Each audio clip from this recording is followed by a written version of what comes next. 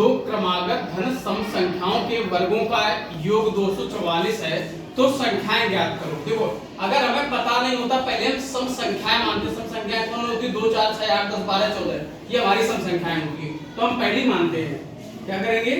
माना पहली क्रमागत सम संख्या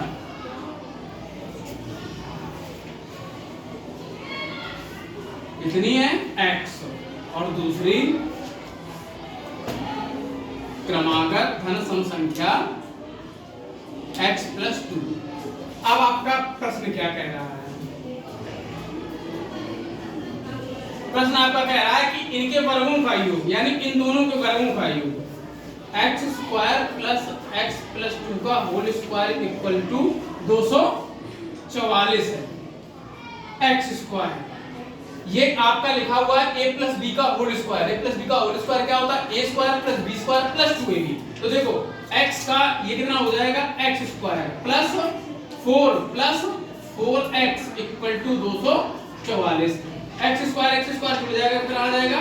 2x²। 4x = 244, ये उधर चला जाएगा माइनस का 4, तो 2x² + का 4x = 240। इन्हें कर लिया हो, 2x² + का 4x - के 240 = 0। अब जरा देखो इसमें 2 से डिवाइड कर दो इन्हें, तो ये कितना हो जाएगा? x² + का 2x - के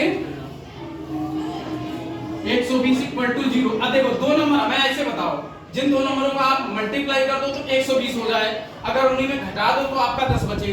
कितना हो जाएगा जाके? 12 × 4 = 120, 12 से 10 जाएगा, कितना बचेगा जाके? 2। तो कितना हो जाएगा? x² + 12x - के 10x - के 120 = 0।